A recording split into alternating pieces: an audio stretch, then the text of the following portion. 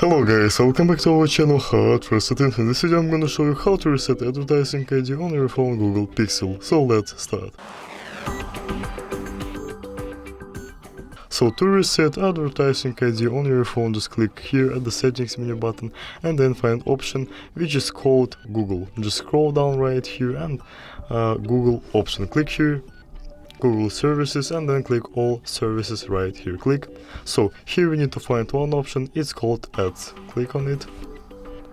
And here, as you can see, we have two options: reset advertising ID and delete advertising ID. So we need only one option, is reset advertising ID. So click on it and click confirm right here, guys. So if you like this video and if you like our channel, please subscribe and see you later, guys. Bye bye.